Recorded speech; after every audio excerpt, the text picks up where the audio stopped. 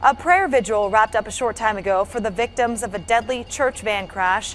That driver, 62-year-old Judith Ashley, and 9 children were taken to the hospital after smashing into a train in Middletown. A passenger, 64-year-old Janice Martin, died from her injuries. And they were headed to Vacation Bible School. Tonight, that church held a prayer vigil in Martin's memory. Kelly May was there, and she's live right now with what has changed at the scene of the crash. Kelly? Well, Megan, last night we saw this railroad gateway down and smashed in half because of the impact of that crash. Tonight, railroad workers working quickly to put that new one up. What else has changed here is this small memorial that was put in here for Janice really within the last couple of hours. We're still working to learn what caused this tragic crash, and her loved ones want that same answer. The heartbreaking scene, a church van full of little kids headed to Vacation Bible School. The pastor's wife is driving, somehow crashes into a moving train. An adult passenger is killed. Sadness and grief right now. For Holly Rose, news of the crash. They had told me that Jan had been killed, and I thought, no way. The passenger killed Jan Martin, Holly says, was like an aunt to her. She's a great, wonderful woman. She loved kids.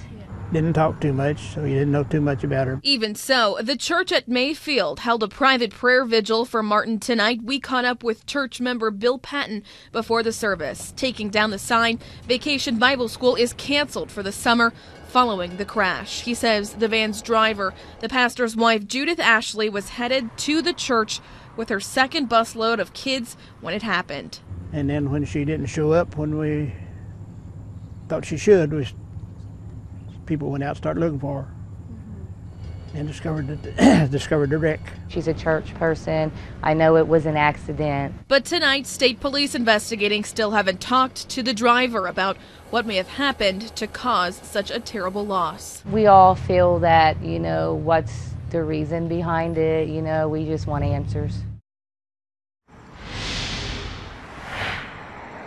Well, back out here live in Middletown, we last checked with Atrium Medical Center where that driver was taken. We're told she was in stable condition, but OSP has not yet interviewed her about that crash, and that's why they're still investigating the factors. Reporting live here tonight, Kelly May, ABC 22.